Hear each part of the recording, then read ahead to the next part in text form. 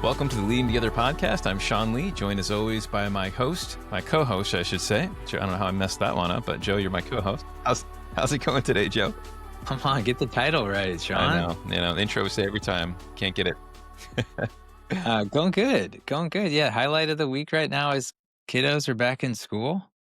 My son started at a new school in our neighborhood, so Nice. that has been like truly epic to have a kiddo that is that close to home and gets to walk to and from school if we choose that route.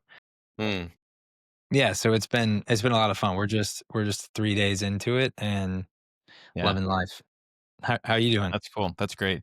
Yeah, same. Feel like I'm starting to get a flow for back to school. We're on the third week of back to school here and starting to get back into the old rhythm. So it feels really good. Rhythm. Rhythm. The Flow. old school rhythm. Yeah. Nice. Yeah. Well, why don't we jump in today? Today's going to be a little bit different. We've recorded about 8 or 9 of these at this point, and we thought it might be helpful for our listeners just to get to know us a bit more. So today's episode, we're actually going to dive in a bit of our own backgrounds and own stories, share a bit about our own work histories and family life, and really just what led us to how Joe and I met, this Joe and Shaun's Six Lovers origin story, if you will, and how and why we launched the Six Lovers company, and then a little bit about our leading together, which is kind of our primary focus with our clients. So Such a juicy one. Hold on to your seats, yeah, people. this is the one as people are searching through interesting topics that they're like, probably not this one. This maybe maybe Yeah. folks that really like us will dig in and want to know more about it. But Yeah. this is we just wanted to connect with y'all and hopefully those of you that are following our content and on YouTube and podcasts, this is a fun one for you to get to know us a little bit better. So Joe, why don't we start with you? Why don't you tell our listeners about your background?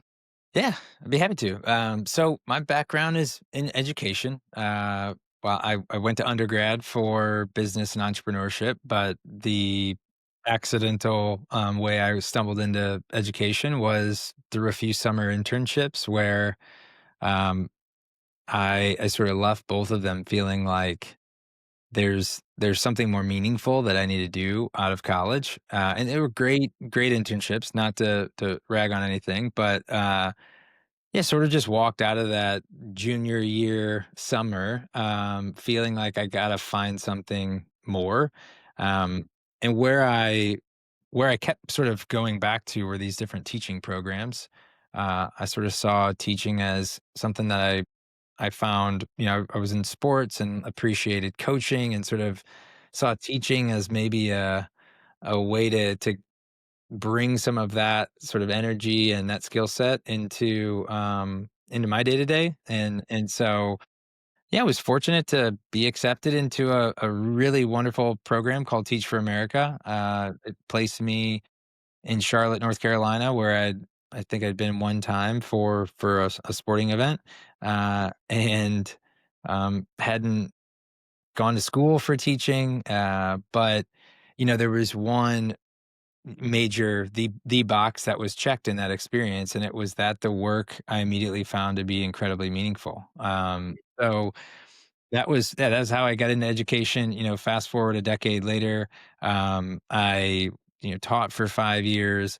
I was a principal for the back 4 years of my time in education, and you know, looking looking back on that, so much of what I have brought into these new chapters in my life really stems from those experiences and the learning um, that I gained through those experiences. So yeah, but education, and then coming out of education, it was working at Mission Matters Group where I met you.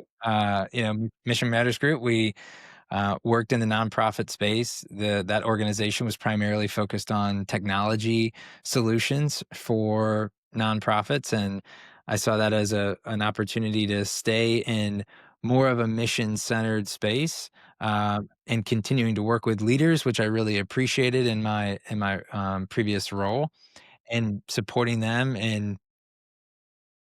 building out better solutions, supporting them in their own, their own development and team building. And yeah, I know we're going to get into some of our work, but was where I ran into you. Yeah, that's great. Well, tell me. Well, one, I actually never knew that you had a undergraduate degree in business and entrepreneurship. I just always thought Oh you yeah.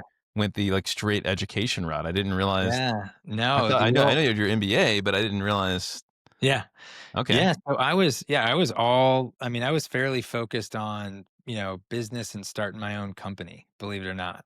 So the fact that you're just learning that now is hilarious. this is great because Um, we're getting to know. I'm curious if I will say anything new that you have not heard about me. But yeah, this right. is Um, listeners. This is just for us. You can, yeah, yeah, yeah, we'll keep right, going here. Yeah. right, right. No, the University of Dayton, was at the time, I believe, had the 5th best entrepreneurship program in the country. I That was sort of coincidental. I went there to play soccer, but that school was a real attractive thing for me as well. So, um, yeah, my what was it? Your sophomore year, the like opening class for entrepreneurship. It's this sort of business competition. You actually get $5,000 to start a mini company, Hmm. and then it's truly a competition against the rest of your classmates to see who has the most successful business. And I feel like in the end, I fell maybe middle of the pack. I made, believe it or not, you remember these little small things that you put inside your computer called a USB drive, right? A Yeah. flash drive, right? Yeah, we still have some clients that ask us to put our Yeah, put the information on logo. there and bring it there, and I'm always like, "What?" Yeah. Well, the Yeah. Dayton bookstore did not sell those with a Dayton logo on it, so I did, and I tried to sell those across campus, and it was quite funny, honestly, That's because I great, man. remember, like, trying to, sell these USBs as a Yeah, sophomore to kids, and, yeah. yeah. So glad we're Oh, doing this. I know more about you now. This is a little key part of Joe that I feel like, if you don't mind me I feel like I lean into more self-disclosure than you usually do, so we'll yeah, see if I yeah, if I have more to share.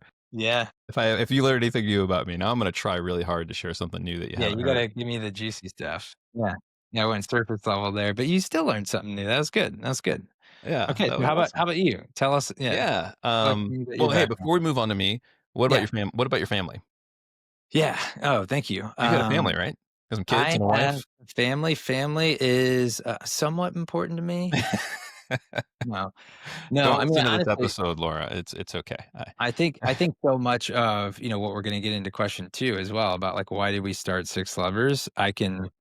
In I can anchor back to the household that I grew up in. Mm, But yeah, I have a brother and sister, grew up with an incredible, mother and father, and, I think the thing that, um, probably about halfway through my education career, that I started to really realize was that some of what I was finding to be what I might call some of the special sauce inside of the Olwig class Mr. Olwig classroom mhm, I was fully just, like, pulling up from how my mom and dad raised me.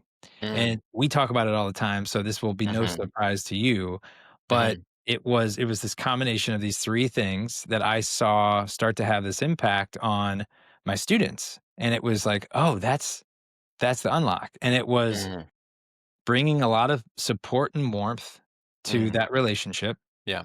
It was then with that, challenging and pushing them and holding them to really high expectations at the same time, and continuously communicating verbally, non-verbally, "I believe in you." Mm.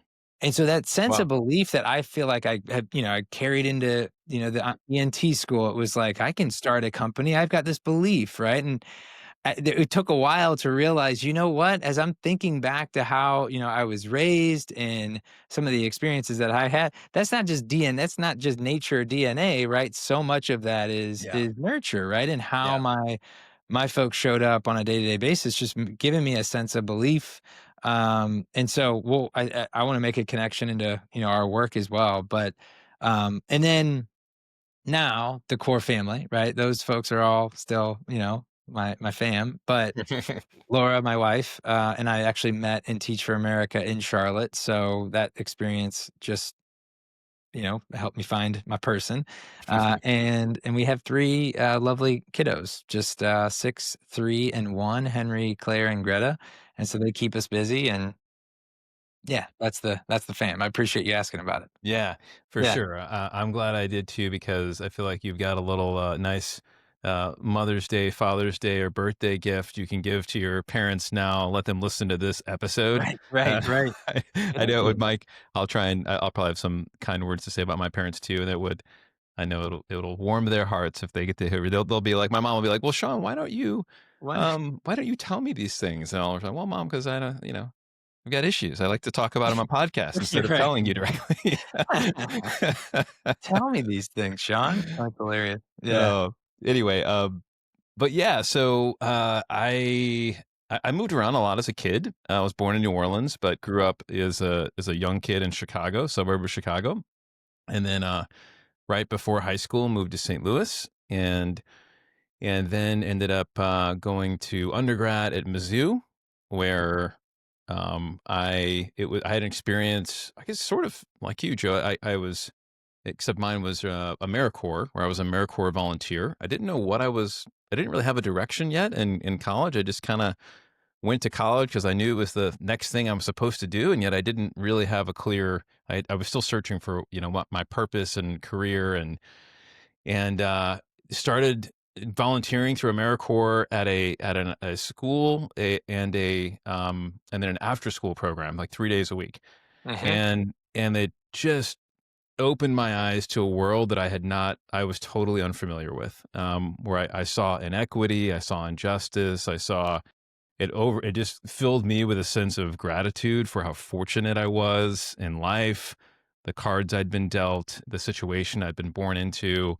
And frankly, I was quite ignorant to those things before that experience. And so that just, like, filled me with, like, a sense of, like, general purpose, like, I've Mhm. gotta do something with, Mhm. I wanna be a part of helping people, like, on the margins, people that are in poverty, didn't quite know yet what yet, but chose a career in social work, still didn't it got my BSW, and at that point, I'm like, "I still know that I wanna do something generally in social work, but I'm not quite sure what."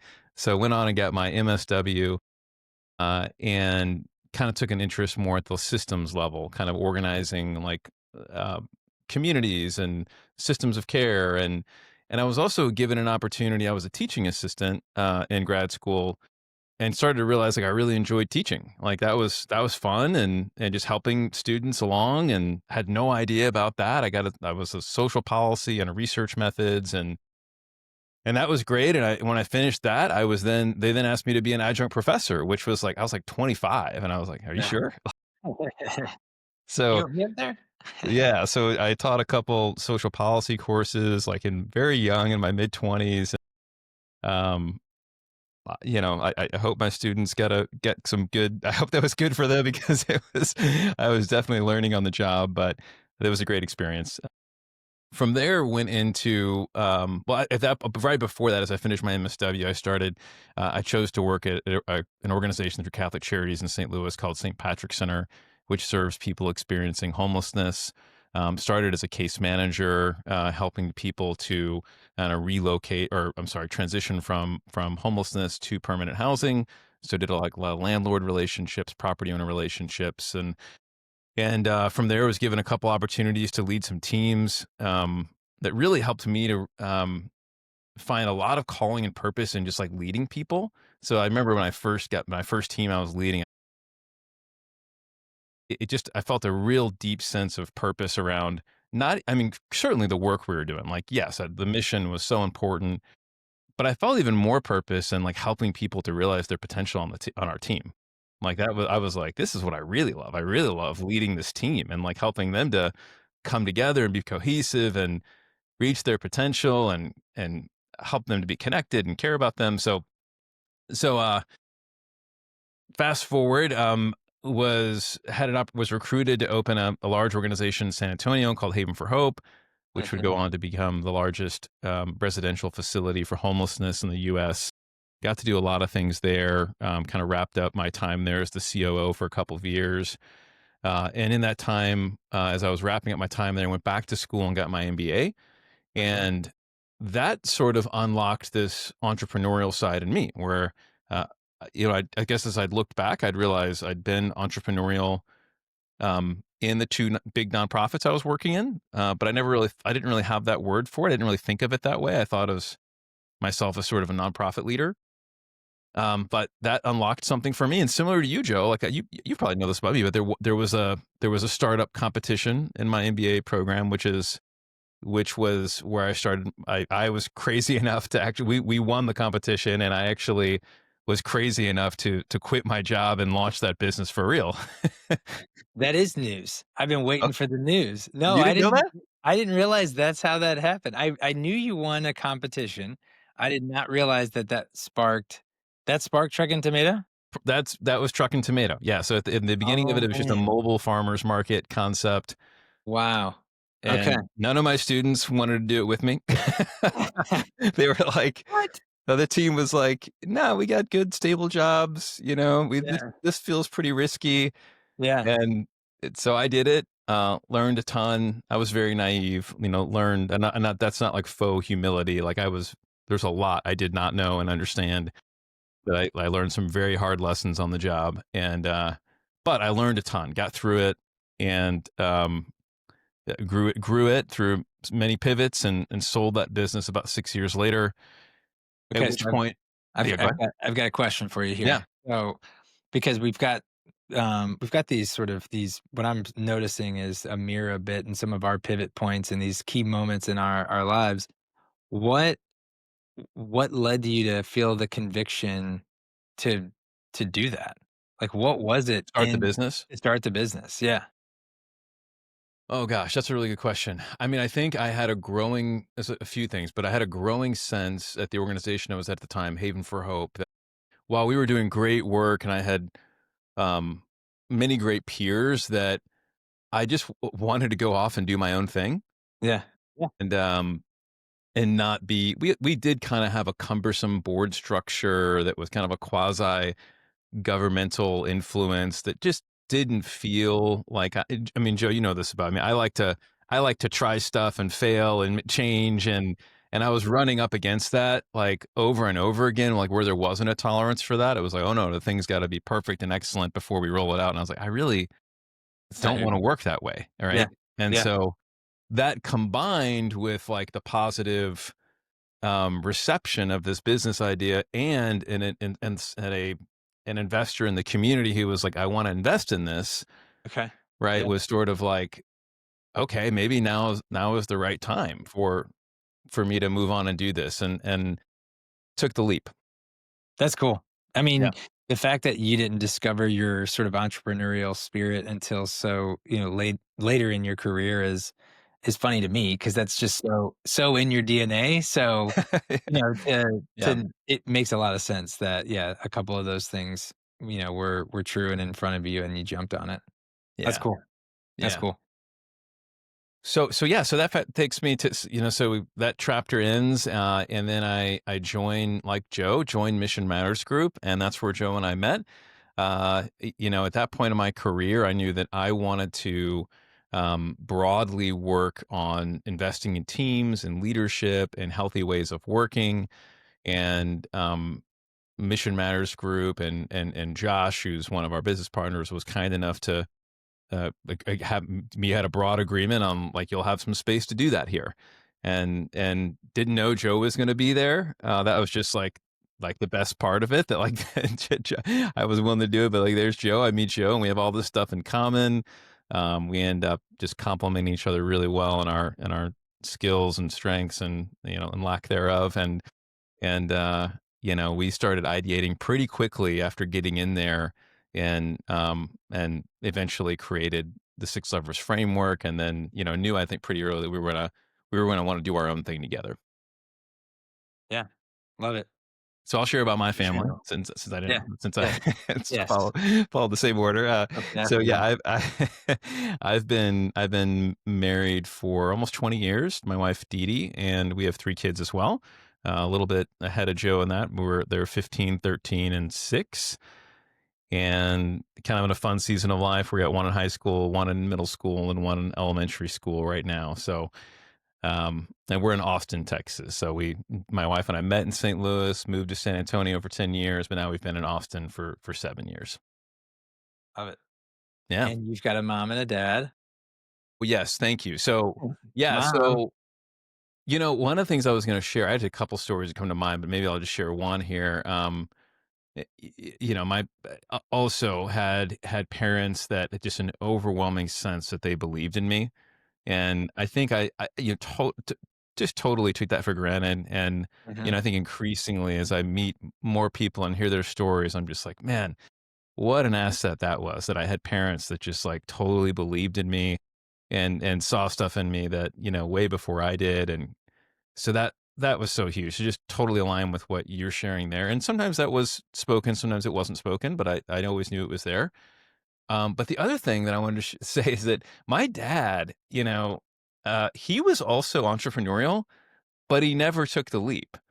Mm, mhm. But he had these entrepreneurial ideas that he would share with me and my brothers, and he even had like sketches. And I Oh, remember wow. back in like the '80s, he shared this like picture of this. He worked for like big oil, and he had this. He was working at Shell at the time, and he had this picture of a guy with like at a car with his window rolled down while his car was filling with gas and he was ordering food, and it was Oh, like wow. the drive-through gas station,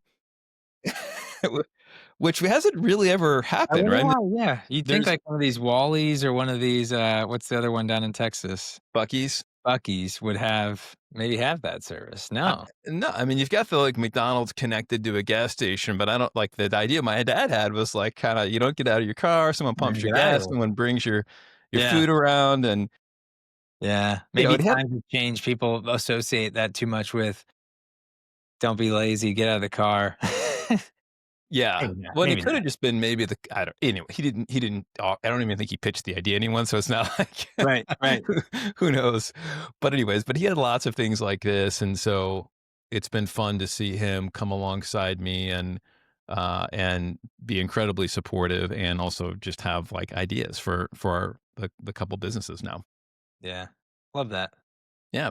Nice. Okay, well, why don't we transition? That was a lot. That Yeah. was a lot about that Let's was a do it. lot about our backgrounds, probably more than Oh, we thought yeah. we would share. That was Real good. uncomfortable now. Alright.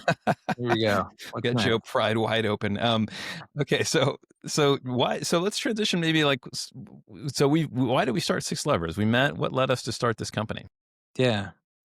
Yeah, I mean, a huge part of this does connect to those stories that we just told, and I think hearing your story, I think maybe for the first time, I'm having this reflection of just how different and yet similar our stories are, especially these really important moments, right? You speaking to that moment in your AmeriCorps, where your eyes are just opening, right, to the world and to the injustice and then along with that, the opportunities to support and serve, right? So I think Mhm, a huge part of what is in the organization's DNA is this sort of servant leadership, this desire to make an impact with people, however we can do that, right? And so I think like that core piece mm, is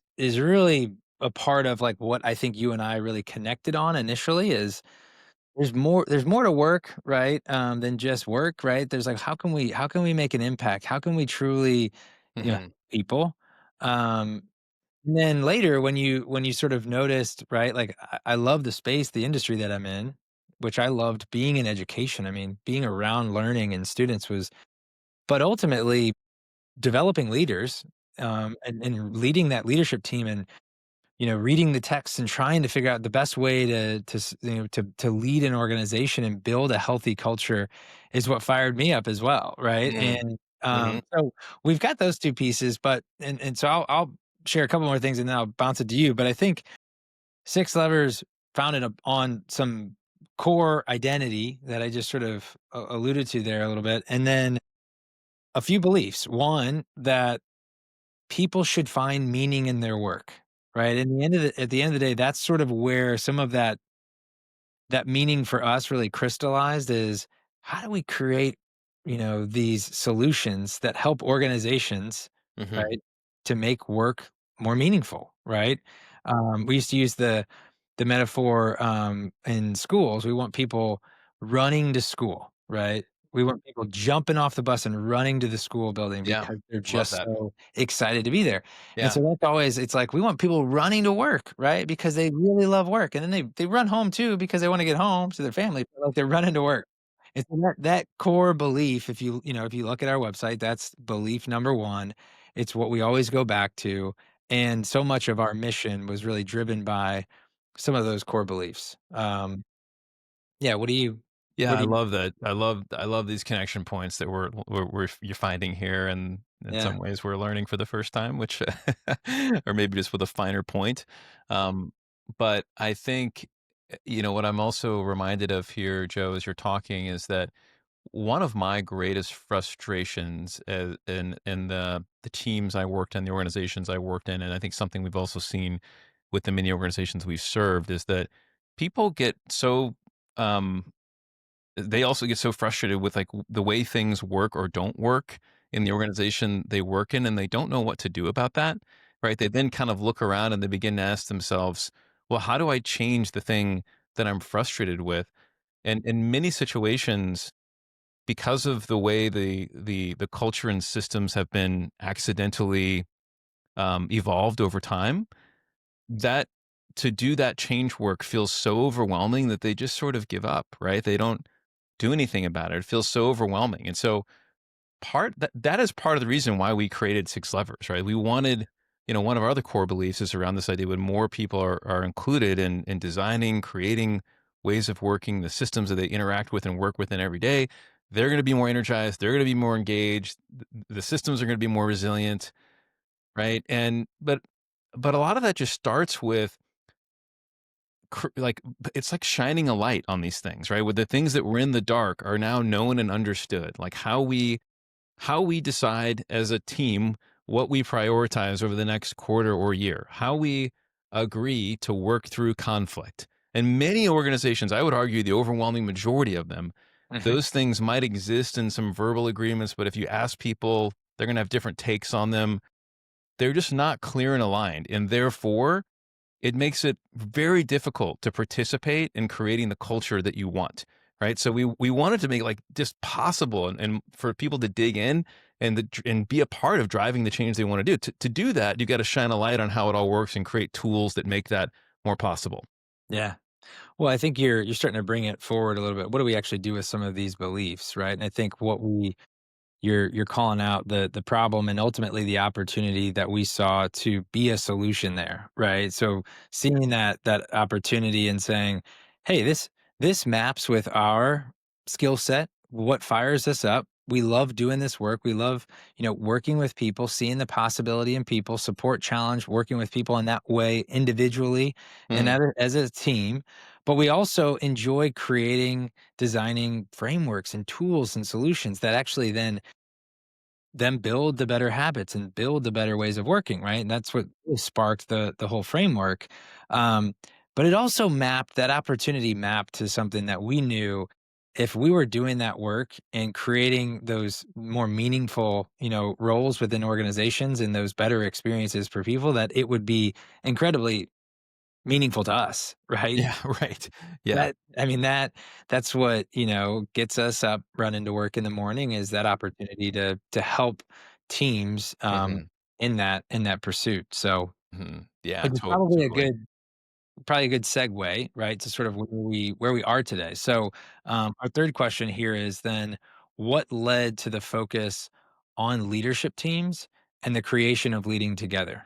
Yeah. You wanna start that one? Yeah, absolutely. Well, I think one of the things, one of our, again, our observation of both being on senior leadership teams and then working with so many is that they're, it's often like teams, there's not a focus on strengthening themselves, right? We tend to have this habit as leaders who are driven and very result oriented to kind of look at everything else around us and be like, these are all the things that need to be improved and fixed. I can totally relate to that, taking that vantage point and that view, and that just being like the most common thing I'm doing. And in many ways, it feeling like that's good and right, right? Like I want to be a support and help everyone else instead of sort of looking to my left and right and looking around me at my peers and saying like, well, wait a minute, are we as strong as we can be and stewarding all that we are responsible for as the top leadership team in the organization, right? Like, if we work through our conflict and tension, like, do we even know how to Yeah. do that? Like, are we clear and Yeah. aligned in how we even set goals with each other? Like, so we found is like often that work that might feel really obvious wasn't happening with the rigor and thoughtfulness that it should. And then frankly, that's just like an anecdotal, observation we were having over and over again. But what we found also too is that the research backed it up, right? The research showed that actually, well, one that high performing high performing organizations are led by high performing and healthy senior leadership teams, right? Probably no surprise there. Yeah. But that research also showed that when CEOs and members of executive teams were asked if they had one, like only 1 in 5 thought they had a high Yeah. performing leadership team, right? So Yeah. it's important. We know we need it, but most senior leaders don't seem to know what to do about it. Yeah. And Sean, I'll never forget when I was where I was when I read that article, several years ago when, this was, I don't know, maybe a year's worth of you and I going back and forth around this conversation, but not quite just recognizing that we really needed to focus on everything that you just described, even though, we weren't focused on it, right? The work that we were being brought in to do was, helping in different ways, but it was almost never exclusively focused on strengthening the cohesion, right? And the connection and the effectiveness of that leadership team. And we kept going back and forth and talking through it and, trying to discern, how, if at all, do we pivot the business. And for me, one of the moments of all the stars aligning, and I know there was several, but I'll never forget reading that article and thinking, why are we not doing this? Right. Right? Why is this not out front and center? Yeah. We've got reps at doing this as our, internally. We've got reps at actually doing this more adaptively with many of the leadership teams we work with. But so many of and teams that we were working with, we're looking for this. We're struggling with this part of the work, and yeah. So just hearing you sort of speak back to that article, I can like picture that point in time, Yeah. and I think, and then there was all of the affirmation, right? In all of the conversations with the groups that we were working with, whether it was, new folks new CEOs we were connecting with, or, existing partners, and we're sort of sharing, this is what we're doing. It's just one after the other. Yeah, we need that. Yes, we need that. Yes, we Totally. need that. How do we do that? When can we do that? And um yeah, Yeah. it's fun to think Well, back on. I think that's right, and I think what we've also found, and I mean, I don't mean to sound, uh, I say this with humility because we're always learning, right, and we're always committed to making the engagements with our clients more and more meaningful as we learn from them, as we learn from research. But what we have found to be true is that there is surprisingly little like known tools out there for just like what do I do, where do I turn if I want to build a cohesive and high performing leadership team.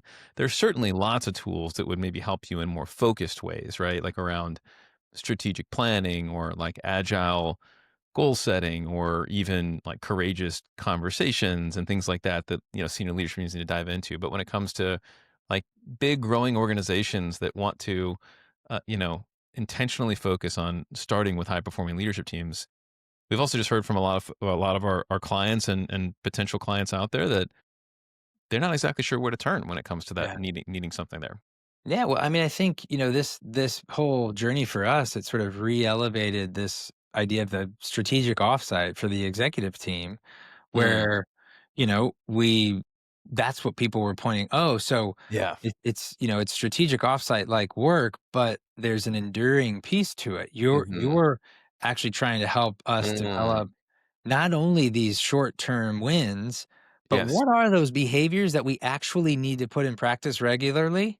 Yes. Conflict competence, feedback, peer-to-peer accountability. How do we do, we need to we need to learn how to do these and put them into our day-to-day practice. And we need systems that help us to run better, right? And so it was like, oh, that's not what these offsites are promising. It's not what they're focused on. And so Yes. the common solution here is the common pattern is executive team needs a boost. Mhm. Strategic offsite on the mountaintop. We're excited. We're feeling great, right? And then just over time, we don't actually have the things that are going to help this cohesion to endure. And so then we eventually wind back up where we are, where we started. Yeah. Well, and I love that you're bringing this up, Joe, because it just reminds me that that was also the so common story we would hear is when it led to like what are the key activities that senior leadership teams engage in, or even like if you were to say, hey, what does it even mean to be a member of your executive team? The things people are talking about are things like these, once a year offsites or once a year team building, or maybe, couple times a year strategic planning, but not real, now other than that, like from an enduring perspective, like what are the characteristics of a high performing team? Like what does our shared work look like together? What does it mean to be a contributing, high performing, really good teammate to my peers? And a lot of that just like not clear and not defined on most executive leadership teams. Yeah. Yeah, that's right. That's right. Yeah. Well, yeah. So I mean, I think maybe as we wrap up here, I think a couple closing thoughts. I'll let you chime in here as if you have anything as well, Joe. But I think we're hoping that this work around building up and supporting executive leadership teams can create a movement, like, right? A movement where, the top 1 to 2 people in an organization don't feel like they've got to lead alone, right? But they feel like they've got a team that can genuinely help them lead together, right? And to me, it's like we think about, the maybe there's certainly good and bad stories about the well-known CEOs and culture. But for better or worse, it's usually the CEO who gets the credit or the blame, right? And what if we could flip that to where it's like these incredible teams that like you think about that star company and you're like, it's because of this team, right? It's they're known for this incredible team. Yeah, I love that. Let's make leading a team sport is what I hear you saying there. Yeah. Yeah, no, I think you've hit the nail on the head, right? Like we want to be a part of a movement that helps uh, teams prioritize this work, recognize just how important it is that they are cohesive and strong as a team. We oftentimes share with these teams really very early in our work together that the culture and performance of their team is merely a reflection of them, right? How they show up, Yeah. how strong and cohesive they are, and which is why we double down on, and as a result, this team, the cohesiveness of this team is the number one driver of health, and so Hmm. it's Hmm. really just working to create more energy around some of those beliefs and Hmm. whether it's, work with us, whether it's through the podcast or the newsletter, right? How can we get more and more people to really embrace some of these ideas because we know what's at stake, right? Because we want to see more people running to work, right? And we know just how influential the leadership team is Mm. on making that happen. Yeah. So I love that, Joe.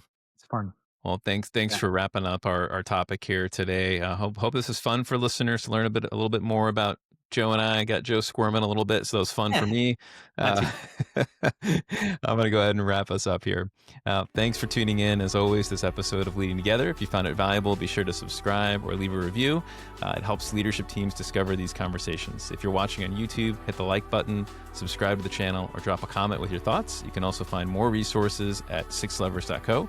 Until next time, remember to take that one step toward becoming a more cohesive leadership team.